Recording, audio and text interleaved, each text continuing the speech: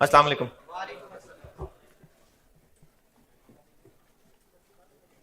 दुरूद शरीफ पढ़ लें।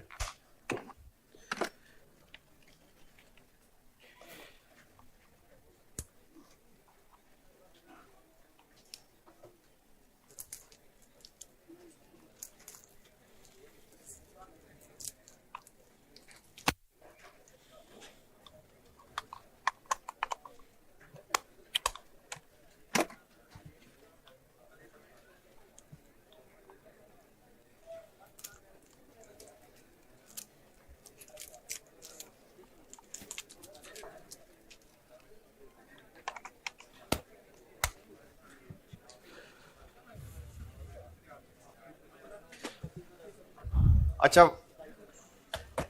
अभी FAR 2 और FAR 1 में जो बैठे हुए थे उनको तो बता दिया तो है। FAR 1 और FAR 2 में जो होश में बैठे हुए थे उनको तो बता दिया। तो जो लोग अभी कॉस्ट में आए हैं तो पब्लिक की डिमांड पे ना एक टॉक रखवाई है स्टूडेंट्स डिप्रेशन में। तो वो जो यूथ क्लब में मोहम्मद अली होते हैं तो उनको कल कहा आने को, तो कल फिर ये 12:30 से 1:30 तक यहाँ। और ये ऑन कैमरा इसलिए बता रहा हूँ कि फिर वो, क्योंकि ऑनलाइन की भी मुझे काफी बच्चों ने कहा हुआ था, तो मेरे पास तो बिल्कुल टाइम नहीं है, रात तक क्लासों में हूँ, तो इसलिए फिर इनको बुला लिया था। और वो फिर मैं वो अपने चैनल पे डाल के तो शेयर कर लूंगा आप लोगों से। हैं हल बताएंगे, पता नहीं, वो तो उन्हीं को पता है क्या बताएंगे।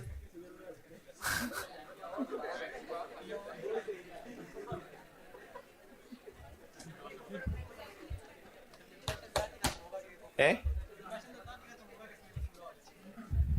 नहीं, वैसे भी स्टूडेंट्स को ना डिप्रेशन और बहुत सारी चीजों को लेके हैं, बहुत सारी चीजों को लेके डिप्रेशन होता है, बहुत सारी चीजों को लेके।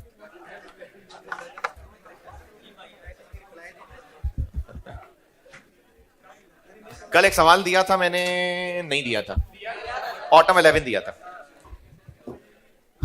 ऑटम 11। इसमें जो एक दो मसले हैं वो बता देता हूं, या कोई मसला नहीं? नहीं यार, चलें ठीक है, नहीं होगा मसला। बहरहाल ये रिकॉर्डिंग वाले बच्चों को हो सकता है। तो एक मसला ये होता है ये स्केयर फिट और इसकी कन्वर्जन में। तो जी बहुत आसान था, बिल्कुल बहुत ही आसान था, मैं मुत्तफिक हूं इस बात से। लेकिन इसमें जो पहला टेबल है, इसमें जो पॉसिबल मसला होता है ना, बस वो बता रहा हूं। कंफ्यूजन ही होती है बस, बाकी मेरे हिसाब से भी ये जिस लेवल के सवाल होते हैं उस लेवल से लो लेवल का ही है। जो पहला टेबल है वो है पर यूनिट, और यूनिट है इसमें जो फुटबॉल्स हैं, बास्केटबॉल, वो जो रग्बी बॉल, ये सब प्रोडक्ट्स हैं, तो इनका पर यूनिट। तो जो इसमें आपको लेदर लिखा नजर आ रहा है, जैसे मैं फुटबॉल बता देता हूं, तो ये जो ₹38 है, ये 38 पर बॉल है, पर स्क्वायर फिट नहीं। और उसके बाद जो इंफॉर्मेशन दी हुई है दूसरे टेबल के अंदर, वो है ₹95 पर स्क्वायर फुट। तो पहले तो इन दो टेबल्स के रुपीस का फर्क देख लें। जब कंट्रीब्यूशन पर यूनिट बना लेंगे तो लिमिटिंग फैक्टर क्या है? Square feet. तो हमें फिर स्क्वायर फिट पर बॉल चाहिए होंगे, क्योंकि ये लिमिटिंग फैक्टर होगा। कंट्रीब्यूशन पर यूनिट से कंट्रीब्यूशन पर स्क्वायर फिट तक पहुंचना है, तो एक बॉल के लिए कितने स्क्वायर फिट, ये हमें यहां से ढूंढना पड़ेगा। ₹38 है पर बॉल, और ये है पर स्क्वायर फिट, और हमें आंसर चाहिए स्क्वायर फिट पर बॉल। तो ये नीचे चाहिए, ये नीचे है, ये हमें ऊपर चाहिए, तो इसको पलटना है, यानी दिस डिवाइडेड बाय दिस। इसको इससे डिवाइड करेंगे तो आंसर स्क्वायर फिट पर बॉल निकलेगा। किसी ने, हो सकता है, ये इसलिए बता रहा हूं क्योंकि जितने लोगों को लग रहा है आसान सवाल है, तुक्के से भी डिवाइड किया हो सकता है, डिवाइड करके देखा होगा आंसर ठीक, हाँ ठीक है मैंने सही कर लिया, तो वो डिवाइड तुक्के से भी किया हो सकता था। तो इसलिए ये डिवाइड किया है हमें रुपीस पर बॉल और स्क्वायर फिट, नहीं, रुपीस पर स्क्वायर फिट से रुपीस हटा के स्क्वायर फिट पर बॉल करने हैं। मल्टीप्लाई तो नहीं कर सकते, मल्टीप्लाई कर दिया तो रुपीस स्क्वायर बन जाएगा, जब कोई चीज मल्टीप्लाई डिवाइड होती है तो वही सलूक उसके मेजरमेंट यूनिट्स के साथ भी होता है। अगर आपने 3895 मल्टीप्लाई कर दिया तो रुपीज स्क्वायर है, तो करना तो डिवाइड ही है। अब मसला यह है कि 95 को उससे डिवाइड करना है कि उसको 95 से डिवाइड करना है, वो आपने इसको देख के फैसला करना है। तो एक ये पॉइंट है इसके अंदर। दूसरा पॉइंट था लास्ट सेंटेंस, रिक्वायरमेंट से ऊपर लास्ट सेंटेंस।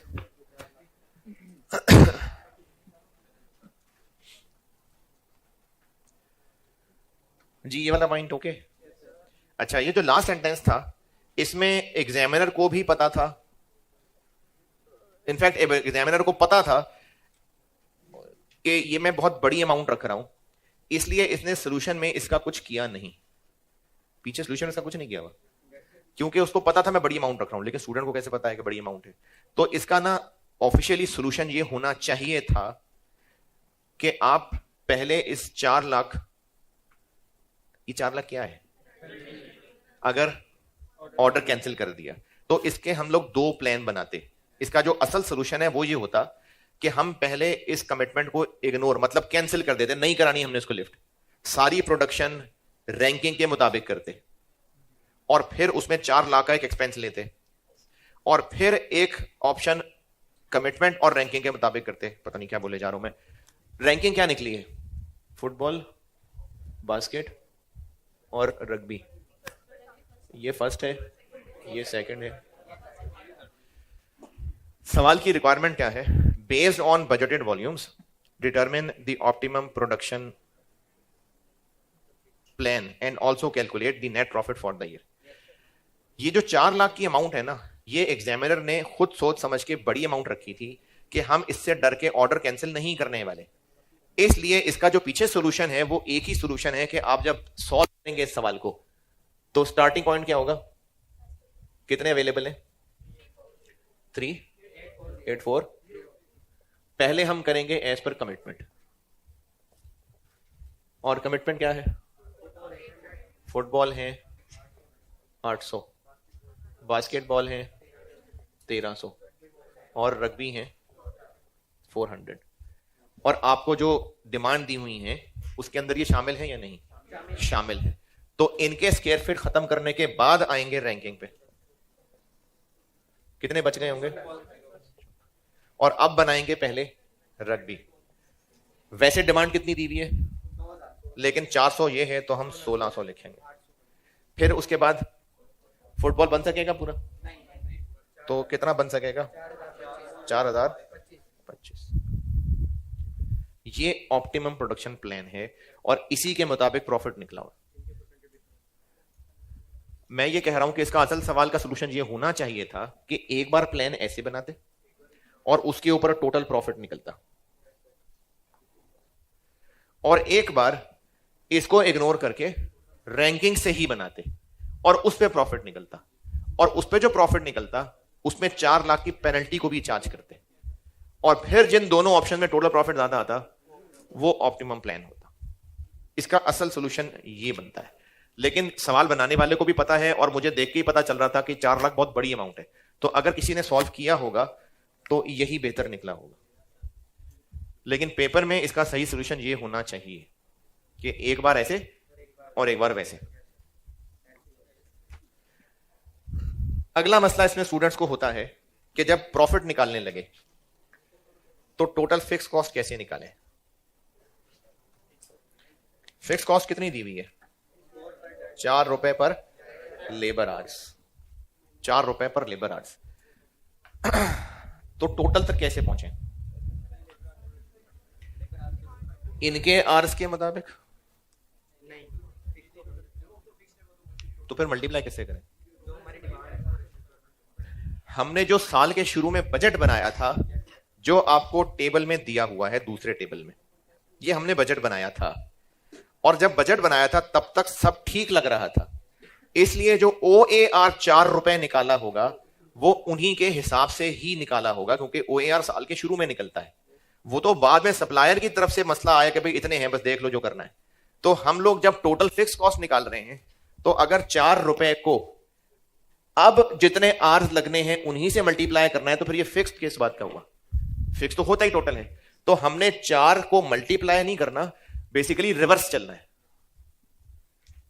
हमने 4 को जितने आर्स हैं उनसे मल्टीप्लाई नहीं करना, हमने रिवर्स चलना है कि 4 निकला कैसे था। तो 4 निकला था, टोटल फिक्स कॉस्ट को डिवाइड किया गया था बजटेड आर्स से। तो इसलिए हमने बजटेड लेबर आवर्स जो सवाल में प्रोडक्शन है उसके मुताबिक मल्टीप्लाई किया है, इसके आवर्स नहीं लिए। जी, प्रॉफिट निकालने का फायदा।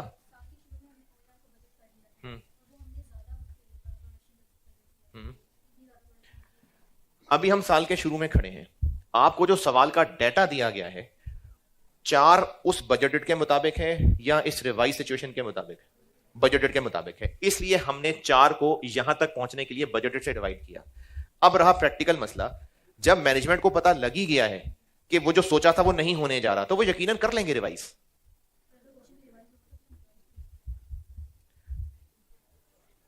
अगर इस सवाल में ये कहा होता कि ओरिजिनली ओएआर 4 रुपए सोचा था, लेकिन इस मसले के बाद उसको रिवाइज किया, लेकिन ये नहीं कहा होता ना, क्योंकि हम ही तो बना रहे हैं ये ऑप्टिमम प्लान, तो ऐसा नहीं कहा होता।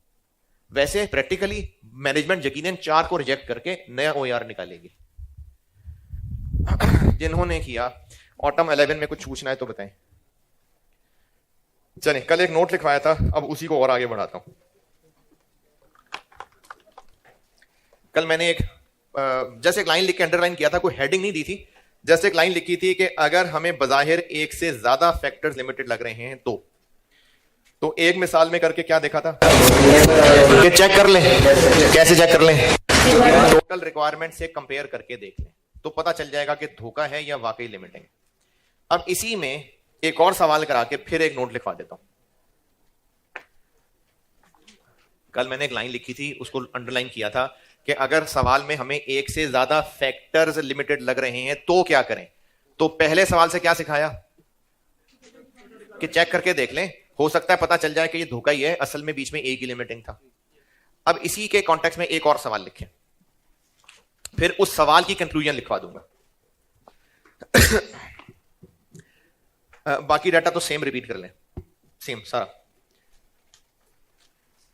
नहीं सॉरी, सारा नहीं, वो जो प्रोडक्ट वाइज 3 बातें बताई थी वो रिपीट कर लें। Demand, labour hours per unit और मटेरियल पर यूनिट, ये रिपीट कर लें।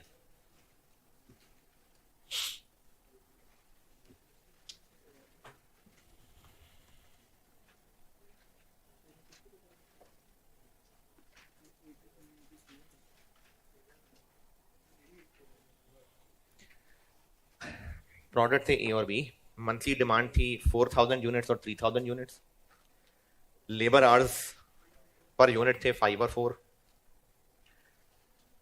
मटेरियल पर यूनिट था 6 किलो और 5 किलो, और अब लिख लें कंट्रीब्यूशन पर यूनिट।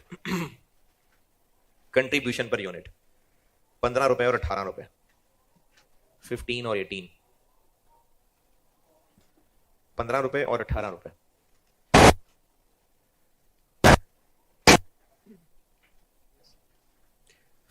और 18, बस ए और बी की यह बात यही थी। अब उसके बाद नीचे लिखें total labour hours available for the month.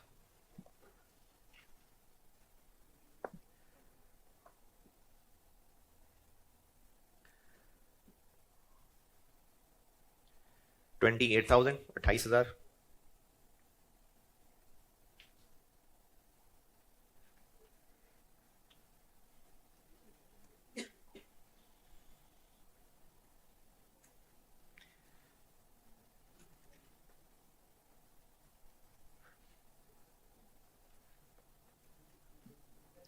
और total material supply available for the month 36,000। 36,000।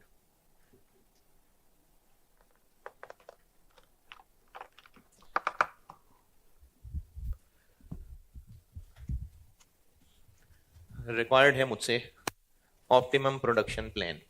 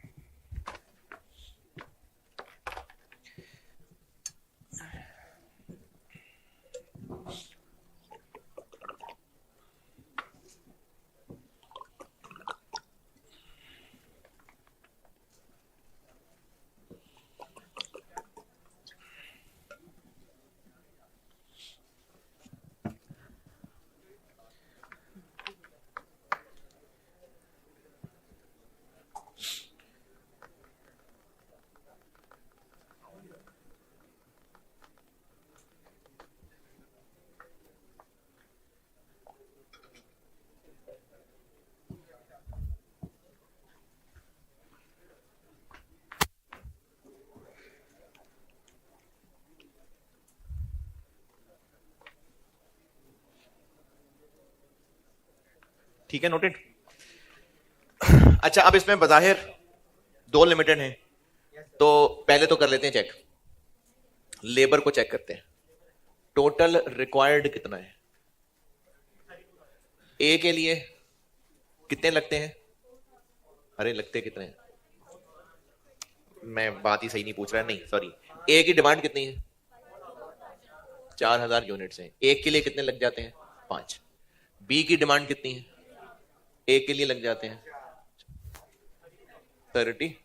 इतने टोटल रिक्वायर्ड हैं के अवेलेबल कितने हैं? 20। तो ये तो वाकई लिमिटेड हैं। मटेरियल भी चेक कर लेते हैं। टोटल रिक्वायर्ड कितना है? 4000 इंटू 6 किलो और 3000 इंटू 5 किलो, 39,000। जबकि अवेलेबल कितने हैं? तो ये भी लिमिटेड है, दोनों ही लिमिटेड है।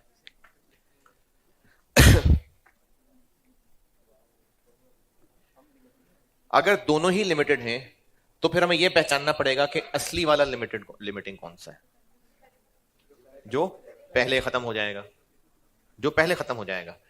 लेकिन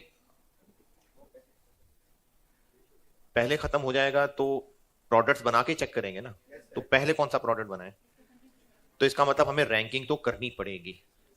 अगर एक ही प्रोडक्ट हो ना, जैसे वो स्प्रिंग 24 वाले सवाल में दिखाया था, तो उसमें तो जिसमें कम बनेंगे वही पहले खत्म हो जाएगा। लेकिन चूंकि बहरहाल ये लिमिटिंग फैक्टर का सवाल है और प्रोडक्शन रैंकिंग का सवाल है, तो अगर एक से ज्यादा फैक्टर्स लिमिटिंग नजर आए तो ये डबल सवाल बन जाएगा।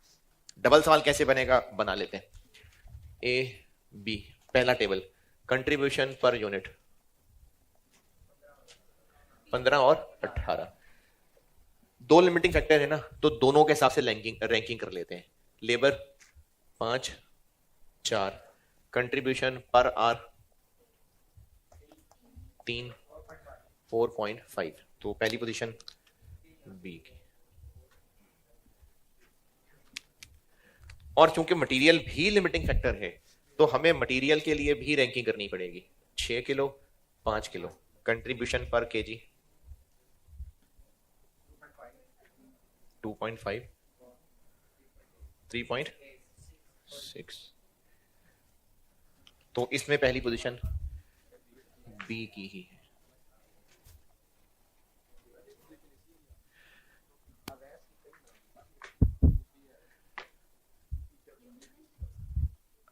इस सवाल के बाद बना के देता हूं समरी। मिसमैच हो सकता है और वो आपके सिलेबस में नहीं है। मिसमैच मतलब उधर वो फर्स्ट है, इधर ये फर्स्ट है, तो ये हो सकता है, लेकिन वो सिलेबस का नहीं है। उसका हल होता है लीनियर प्रोग्रामिंग, तो वो सिलेबस में नहीं है।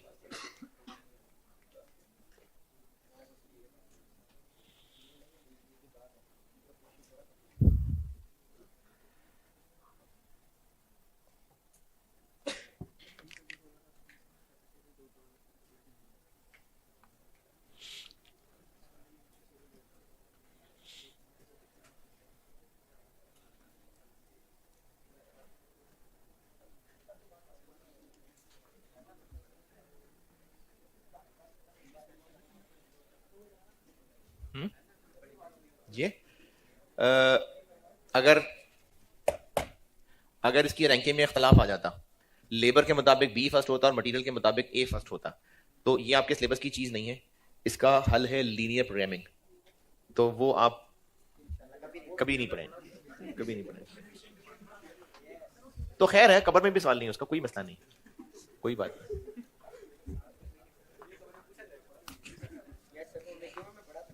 क्यूएम में पढ़ा था, बीएफडी में भी है लीनियर प्रोग्रामिंग, लेकिन वो भी वो और चीज है, कैपिटल राशनिंग। ये वाली चीज नहीं पढ़ेंगे जिंदगी में कभी। अगर मल्टीपल प्रोडक्ट्स हैं, limiting factor decision, multiple products हैं, रिसोर्सेज लिमिटेड हैं, तो हम लोग कर क्या रहे हैं, हम ऑप्टिमम प्रोडक्शन प्लान बना रहे हैं, रैंकिंग कर रहे हैं। ये 2 दिन से ये काम कर रहे हैं। आज मैं ये बता रहा हूं कि अगर एक से ज्यादा फैक्टर्स लिमिटेड हुए, कल ये बात की थी कि अगर बजाहिर लिमिटेड लग रहे हैं तो चेक कर लें, धोखा भी हो सकता है। तो कल वाले सवाल में इसमें धोखा था, अवेलेबल थे 40,000, तो ये मसला ही नहीं था, मसला सिर्फ यही था। लेकिन अगर दो लिमिटिंग आ गई, तो फिर कैसे होगा? तो एक तो दोनों के ऊपर कंट्रीब्यूशन निकलेगी, और आपके लेवल पे अगर ये सवाल टेस्ट हो रहा है तो रैंकिंग सेम ही आएगी, सेम हर फैक्टर के हिसाब से। जो फर्स्ट है वो फर्स्ट है, जो सेकंड है जो सेकंड है। ऐसा नहीं होगा कि फॉर्म 40 तो आपके लेवल पे ये नहीं नहीं, आपके लेवल पे रैंकिंग सेम ही आनी जी। करनी तो दोनों है ना, क्योंकि प्लान बनाएंगे तो पहले बी बनाएं कि ए बनाएं, करनी तो रैंकिंग पड़ेगी। अच्छा, दोनों के साथ रैंकिंग करनी पड़ेगी, चलें एक पे करके छोड़ दें, क्योंकि जो अगर दूसरे पे डिफरेंट हुई तो या तो आपने गलत किया होगा या वो सिलेबस से बाहर का सवाल है। तो इसलिए कर लें तो अच्छा है, ताकि गलती पता चल जाए ना। अगर आपका आंसर डिफरेंट आया तो फिर पता चल जाएगा कुछ गलती की है, तो दोबारा देख लेना सवाल। अब जो प्लान बनेंगे वो अब हम दो प्लान बनाएंगे। डबल सवाल इसलिए कह रहा हूं कि अब ये दो प्लान का सवाल बनेगा। एक हम प्लान बनाएंगे विद रिस्पेक्ट टू लेबर,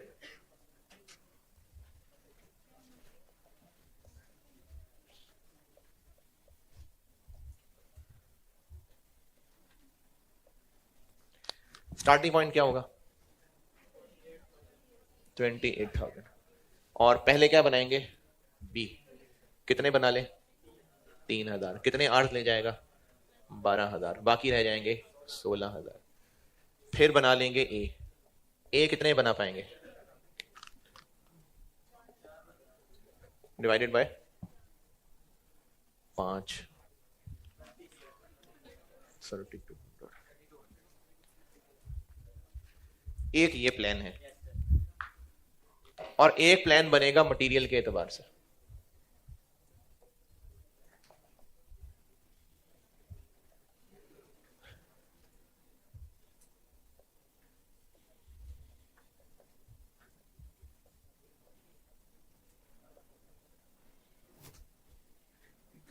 और ये प्लान स्टार्ट होगा 36 से। पहले बनेगा बी 3,000। कितने किलो लग जाएंगे?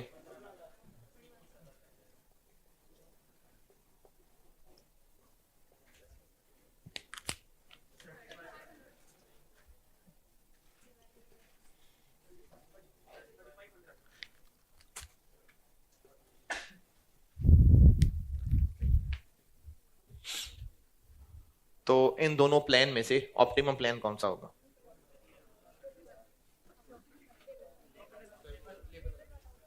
क्यों मटेरियल वाला? हमने इन दोनों में से ऑप्टिमम प्लान नहीं देखना, जो पॉसिबल है वो देखना है। ये पॉसिबल ही नहीं होगा भाई, लेबर ही खत्म हो जाएगी। लेबर खत्म हो जाएगी तो फिर ये 3500 नहीं बन सकेंगे ना। तो इसलिए ये पॉसिबल ही नहीं रहेगा, ये ही पॉसिबल है, इसलिए ये ऑप्टिमम प्लान है। नहीं है ही नहीं ना, अवेलेबल ही नहीं। तो अगर मल्टीपल फैक्टर्स लिमिटिंग लग रहे हैं तो पहले तो चेक कर लें, क्या पता धोखा हो। और अगर धोखा नहीं है तो फिर हर लिमिटिंग फैक्टर पे प्लान बनेगा। और कौन सा वाला प्लान ऑप्टिमम प्लान होगा? जो पहले खत्म हो जाए की बजाय ये याद रख लें कि जिसमें यूनिट्स कम बन रहे होंगे। तो इस सवाल को सॉल्व नोट कर लें पहले, फिर ये नोट भी लिखवा देता हूं जी। हाँ जी, इसका कंक्लूजन ये है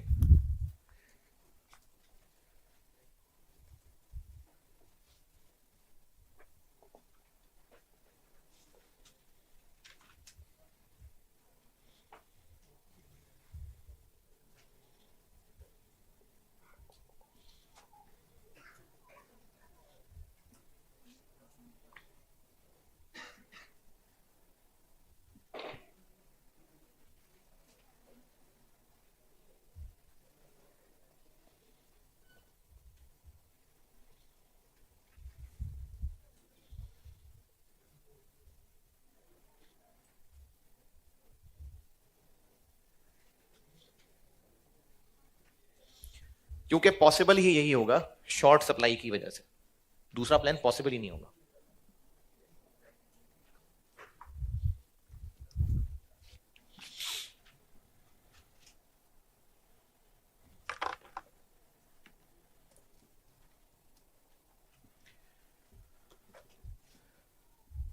ये बिल्कुल भी नहीं नजर आ रहा, नया है असल में। नहीं, ये रीडेबल है ना।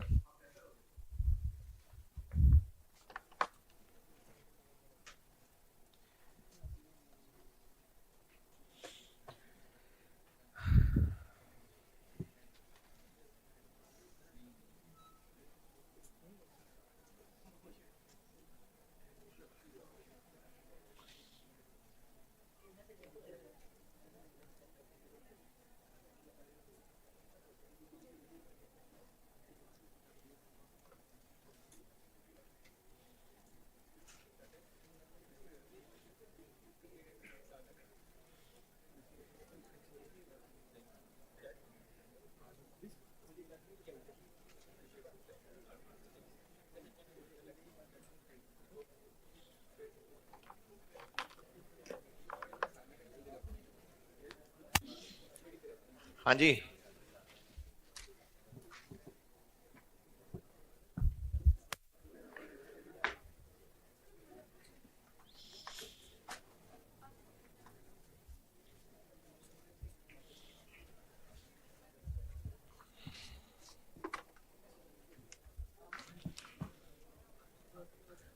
इस सवाल की समरी बता रहा हूं।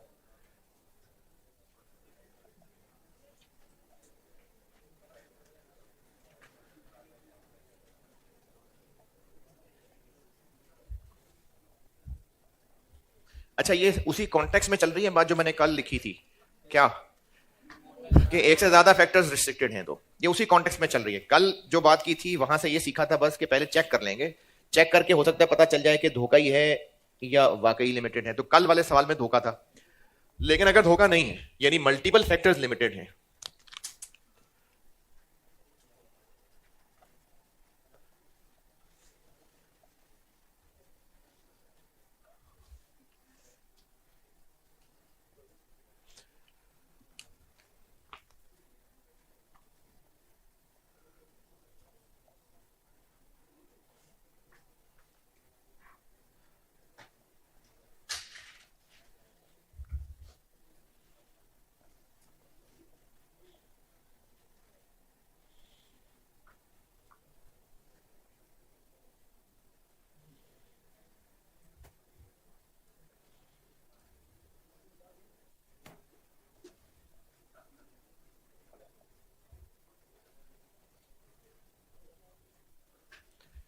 अगर एक से ज्यादा फैक्टर्स लिमिटेड लग रहे हैं तो ये जो कंट्रीब्यूशन पर फैक्टर निकालते हैं ये हर फैक्टर के लिए निकालेंगे।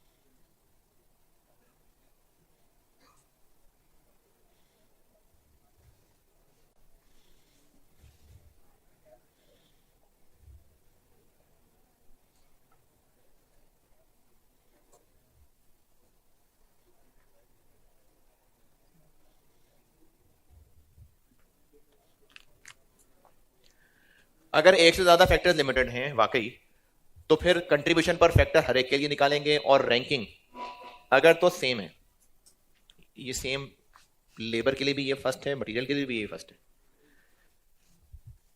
और अगर रैंकिंग डिफरेंट है, रैंकिंग डिफरेंट है यानी एक के मुताबिक रैंकिंग कुछ और है, दूसरे के मुताबिक कुछ और है।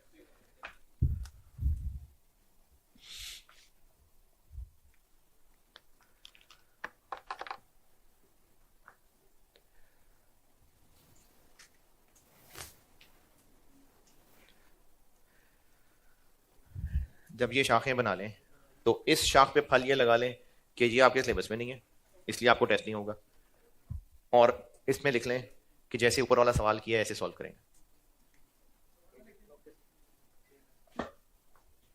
यानी ये जो ऊपर वाला सवाल है वो इसका जवाब है, इस शाख का जवाब है ये जो सवाल अभी किया, और इस शाख का जवाब है ये आपके सिलेबस से बाहर है।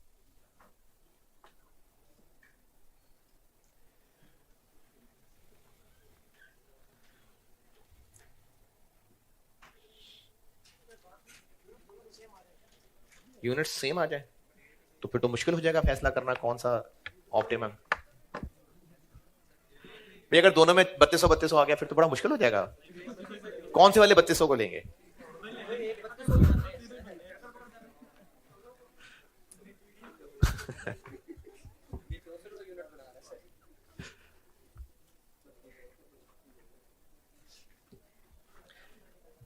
लिमिटिंग फैक्टर खत्म। इसका एक सवाल होमवर्क है और तगड़ा इस तरह कि वो स्पेशल ऑर्डर मिक्स कर दिया था इसके साथ। यानी दो प्रोडक्ट्स थे, दोनों ही अच्छे थे, और एक स्पेशल ऑर्डर आ रहा था वो भी अच्छा था, लेकिन अगर उसको भी साथ मिलाएंगे तो फिर तीनों नहीं बन पा रहे होंगे, तो फिर रैंकिंग करके चलना पड़ेगा। तो वो यानी तीन प्रोडक्ट हैं, दो पहले से हैं और तीसरे को हम स्पेशल ऑर्डर कह रहे हैं। अभी हाँ नहीं की है, स्पेशल ऑर्डर वाले को भी हाँ नहीं की होती, तो बस वो तीसरे प्रोडक्ट के तौर पे इस सवाल का हिस्सा बन जाएगा। तो वो स्पेशल ऑर्डर और लिमिटिंग फैक्टर मिक्स का एक सवाल था, तो वो है आपका होमवर्क। स्प्रिंग 18 सर्वर के नाम से होगा।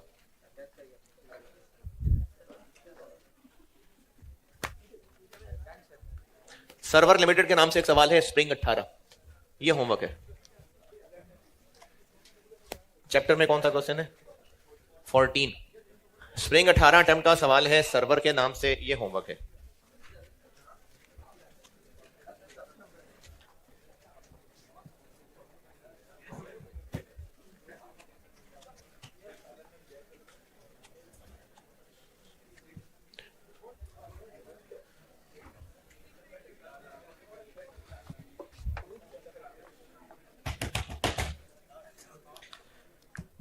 तीसरी हेडिंग क्या थी?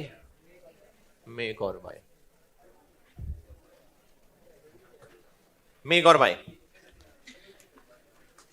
इसका तो आप जवाब बता ही देंगे। अगर हमारे पास एक मटेरियल या चलो प्रोडक्ट खरीदने की ऑप्शन भी है और खुद बना लें इसकी ऑप्शन भी है, खत्म, यही है बस। अच्छा, इसको भी ना मैं दो हिस्सों में बांट रहा हूं। एक कह देता हूं 3.1, और इस वक्त हम मेक और बाय डिसीजन कर रहे हैं फॉर अ सिंगल प्रोडक्ट। ये तो ए से भी वही मतलब निकल रहा है, लेकिन ए नजरों से गायब हो जाना है, इसलिए मैंने सिंगल लिख दिया। बिजनेस और भी प्रोडक्ट्स बनाता होगा, लेकिन इस वक्त फैसला सिर्फ एक के लिए हो रहा है, तो इसको मैंने 3.1 कह दिया।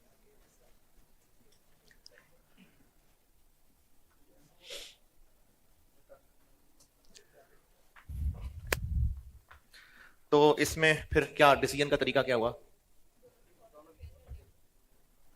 हम दोनों ऑप्शंस की कॉस्ट्स कैलकुलेट करेंगे और सिलेक्शन कैसे करेंगे जिसमें कम कॉस्ट होगी। तो कैलकुलेट, और चूंकि डिसीजन मेकिंग है बहरहाल, तो इसलिए मैं कह देता हूं relevant cost of both options.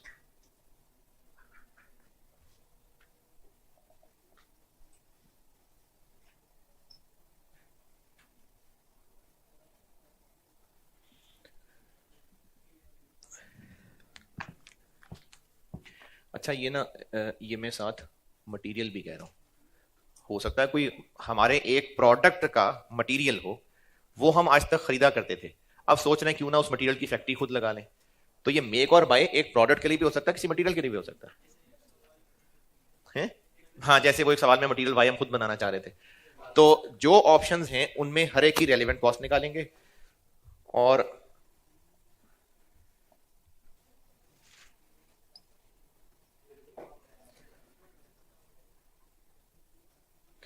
तो उनमें से जो सस्ती ऑप्शन होगी वो एक्सेप्ट कर लेंगे।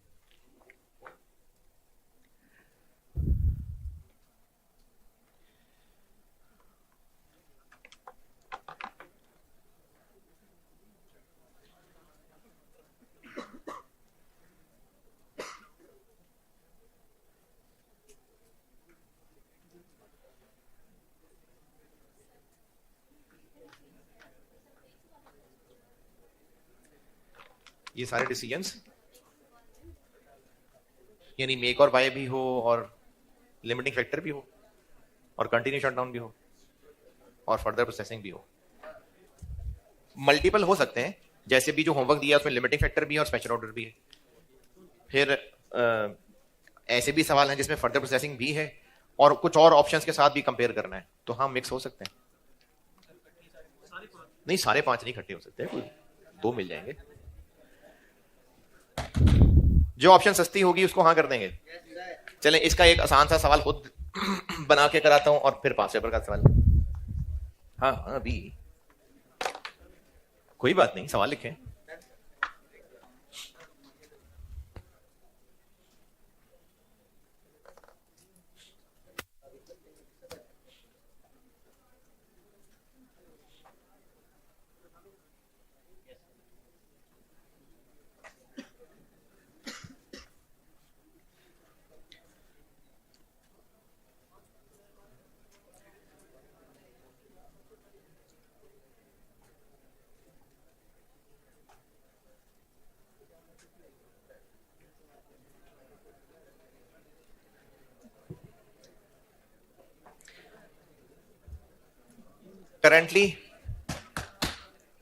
currently product A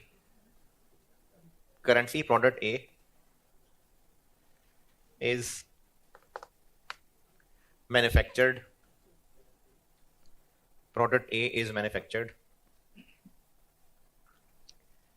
internally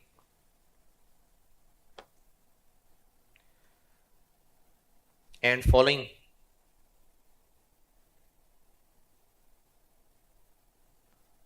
costs are incurred per unit.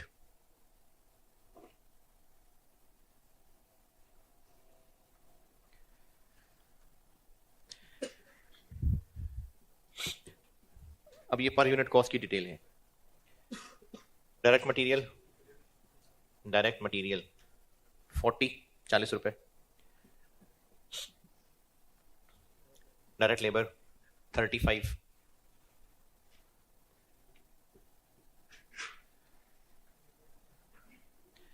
और वेरिएबल ओवरहेड्स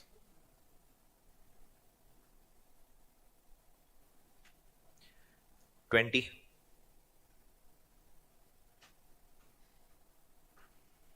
फिक्स्ड ओवरहेड्स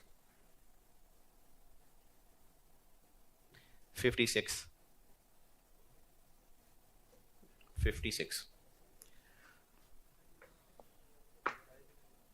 हैं जी, अभी चल रहा है सवाल।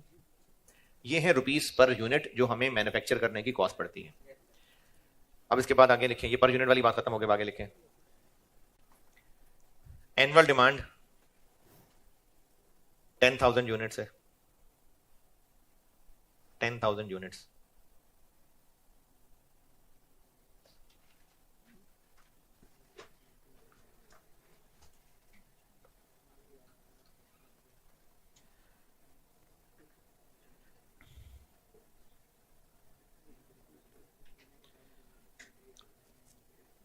fixed overheads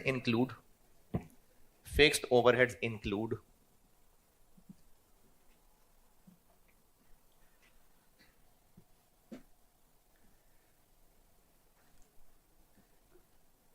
rent of demand मैंने कितनी बताई थी? नहीं, क्या कहा था? एनुअल डिमांड के मतलब, हाँ ठीक है। Fix cost include rent of 2 lakh रुपए per year, 200,000 per year of a special machine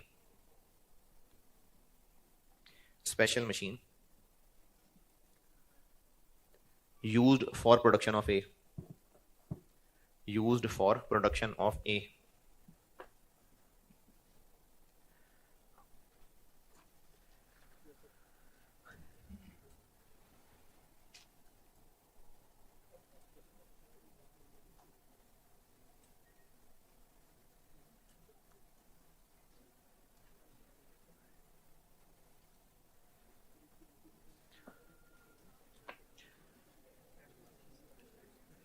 A supplier has offered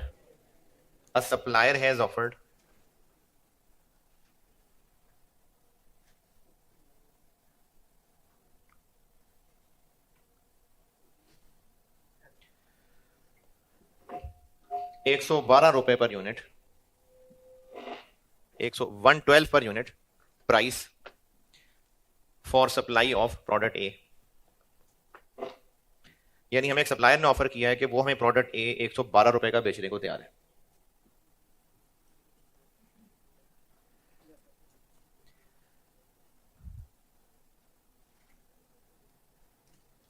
if purchase option is selected,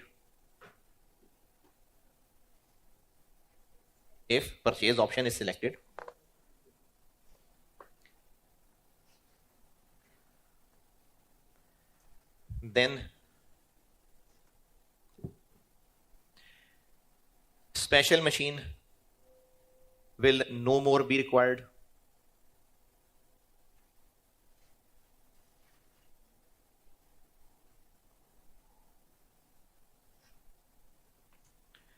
And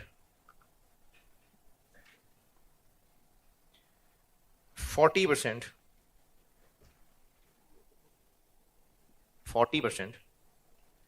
of other fixed costs, 40% of other fixed costs will also be saved.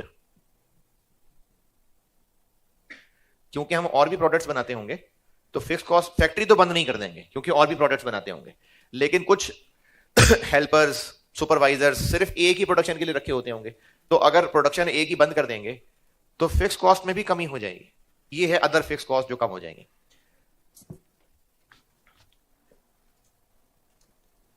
अभी सवाल चल रहा है।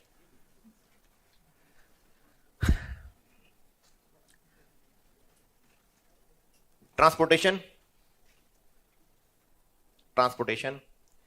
and inspection cost, for purchase of product A, transportation and inspection cost for purchase of product A will be 80,000 per year, 80,000 रुपए per year.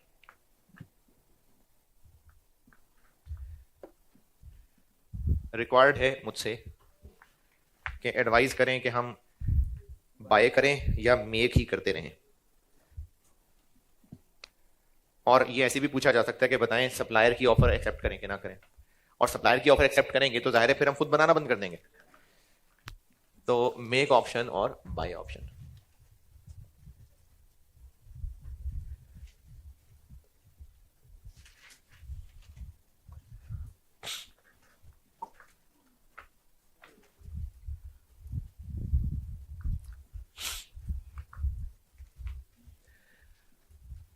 अगर by option पे जाएंगे तो क्या क्या खर्चा होगा? एक तो परचेज का खर्चा होगा 112 इंटू,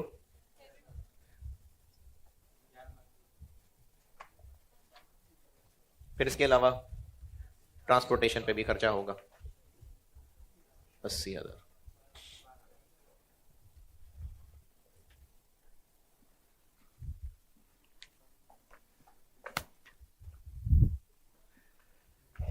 लेकिन अगर मेक पे रहेंगे तो मटेरियल, लेबर, वेरिएबल ओवरहेड लगेंगे। मटेरियल कितना, और इन सबको मिला के भी मल्टीप्लाई कर लेते हैं, मिला के भी कर सकते हैं 20।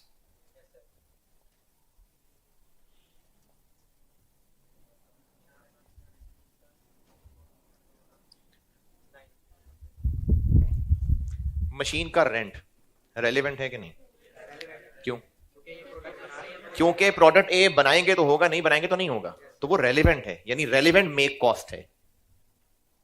कितनी? 2 लाख।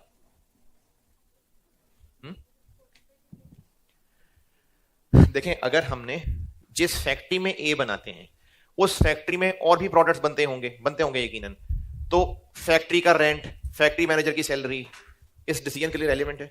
क्यों? क्योंकि चाहे मेक करें चाहे बा करें, टोटल फैक्ट्री के खर्चे तो उतने ही होंगे। लेकिन ये जो स्पेशल मशीन थी ये होती ही ए के लिए थी, और ए बनाना छोड़ देंगे तो वो मशीन किराए पे लाना भी छोड़ देंगे, तो इसलिए वो किराया रेलिवेंट है। अरे मशीन नहीं है ना, किराए पे एडेप्शन किस बात की, हमारा प्रोडक्ट ए नहीं बनाएंगे तो हम ये किराए पे नहीं लाएंगे।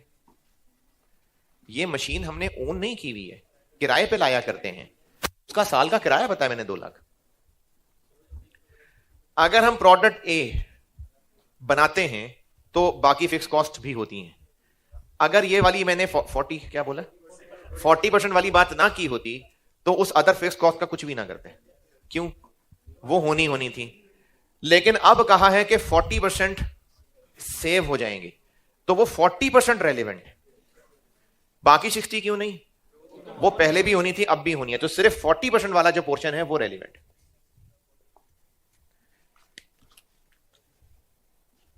मैंने आपको फिक्स कॉस्ट पर यूनिट कितनी बताई? 56। मैंने 56 कहा था कि वो अदर फिक्स कॉस्ट है, फिक्स कॉस्ट कहा था। 56 इंटू 10,000 माइनस 2 लाख, ये अदर फिक्स कॉस्ट है। और ये जो टोटल फिक्स कॉस्ट है इनका 40% रेलिवेंट है, 144।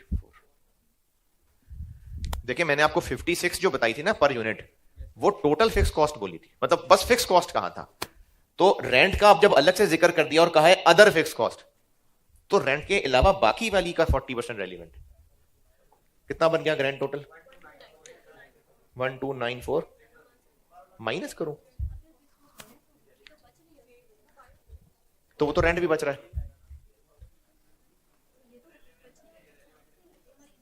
तो मटेरियल भी बच जाएगा।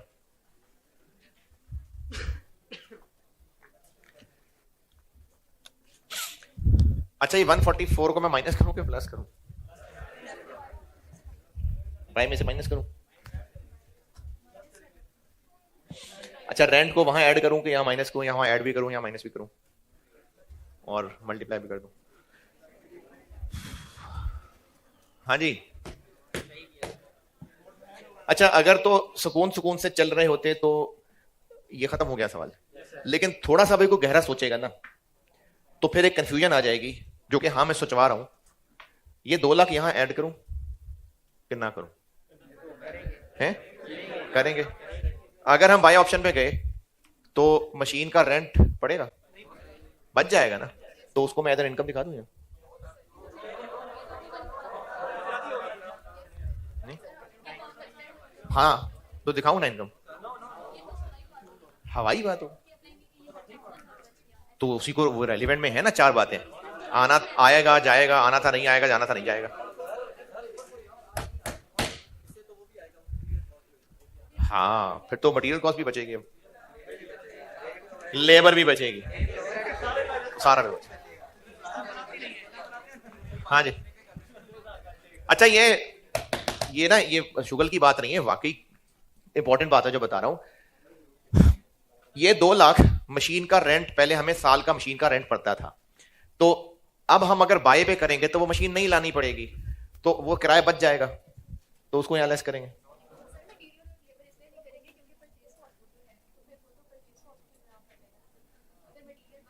दो लाख यहां लेस करेंगे और वहां ऐड भी करेंगे। अच्छा, वो पास्ट है।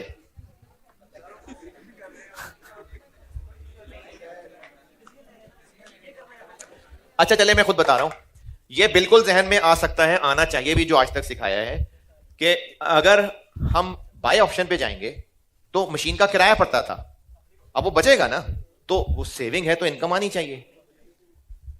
नहीं, किसी को नहीं लग रहा? लग रहा है ना भाई, लग रहा है, यहां इनकम आनी चाहिए है, आनी चाहिए। और यहां पर उस 2 लाख को ऐड होना चाहिए। क्यों होना चाहिए? क्योंकि मेक का खर्चा है। अच्छा, अभी मैंने इस वक्त अपनी डिस्कशन नहीं करा रहा पास पेपर का सवाल, इसी को कंक्लूड कर रहा हूं, 2 लाख तक रख रहा हूं। अगर आपको ये 2 लाख वाली बात समझ आ गई तो फिर ये 144 भी उम्मीद है समझ आ जाएगा, तो इसलिए मैं 2 लाख की बात कर रहा हूं पहले। इस 2 लाख को यहां पर एज अ कॉस्ट क्यों लिखा मैंने? क्योंकि मेक ऑप्शन करेंगे तो ये कॉस्ट होगी, बाय ऑप्शन करेंगे तो नहीं होगी। अब जिनको लग रहा है कि 2 लाख यहां लिख लिया बस ठीक है, यहां नहीं लिखना, तो ठीक है, अच्छी बात है, लेकिन हो सकता है अभी लग रहा हो बाद में जब वसवसा आएगा तो वो बाद में भी कंफ्यूज हो जाएंगे। कुछ लोगों को बिल्कुल लग रहा होगा और लगना चाहिए भी कि बाय ऑप्शन में जाएंगे तो 2 लाख को इनकम दिखाएंगे। क्यों? अब इसका जवाब यह है, ये मैं आपको आज तो बता रहा हूं और मुझे यकीन है इंशाल्लाह कि अगले सवालों में आप फिर पूछेंगे, मैं फिर बताऊंगा। कुछ को हो सकता है आज ही तसल्ली हो जाए, कुछ को 2-3 दफा बताने के बाद भी शायद ना हो।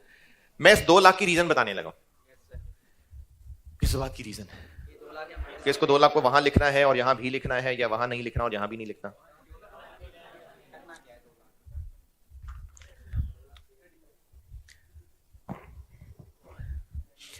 एक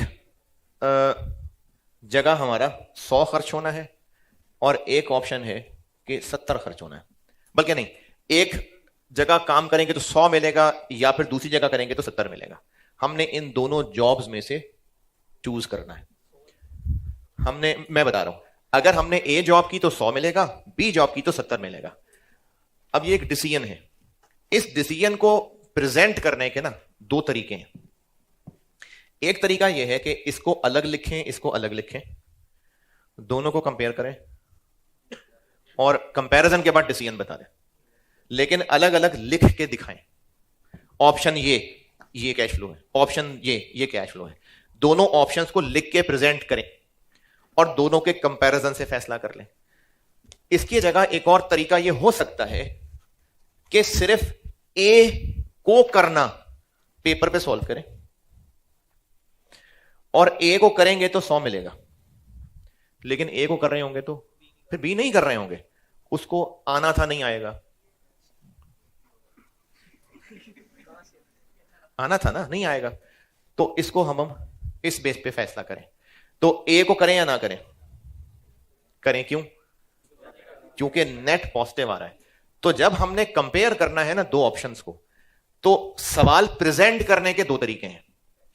हर ऑप्शन को अलग अलग सॉल्व करके दिखाएं और फिर उनके रिजल्ट को कंपेयर कर लें, या फिर एक ऑप्शन को सॉल्व करें और दूसरे का ना होना उसमें कुर्बानी या बचत दिखा लें। ऐसे भी डिसीजन वही आएगा। क्या डिसीजन आ रहा है? ए को करना है। कंपेयर करें, क्या डिसीजन आ रहा है? ए को करना है। तो हम जिन ऑप्शंस को सवाल में कंपेयर कर रहे हैं, अगर उनको अलग अलग प्रेजेंट कर रहे हैं तो फिर एक को सॉल्व करते हुए दूसरे का ना होना एज अ कुर्बानी या बचत नहीं दिखा देना, वरना डबल हो जाएगा। दोबारा, अगर इन दोनों ऑप्शंस में हम लोग करने तो टोटल कंपेयर लगे हैं ना, ये बात तो सही है, दोनों का टोटल कंपेयर कर रहे हैं।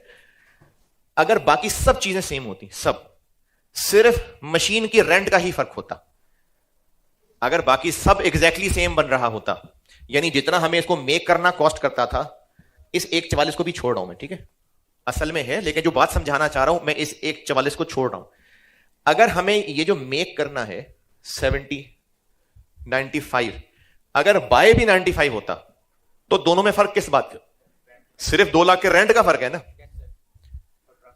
ना, ये पूरा 95, पूरा 95। अगर बाकी सब सेम होता, सिर्फ इस 2 लाख का फर्क होता, हमें इसको मेक करना भी 95 कॉस्ट करता और बाय करना भी 95 कॉस्ट करता, तो फर्क सिर्फ 2 लाख का होता ना। अगर मैं यहां 2 लाख ऐड कर दूं और वहां 2 लाख माइनस कर दूं तो फर्क 4 लाख का आ जाएगा।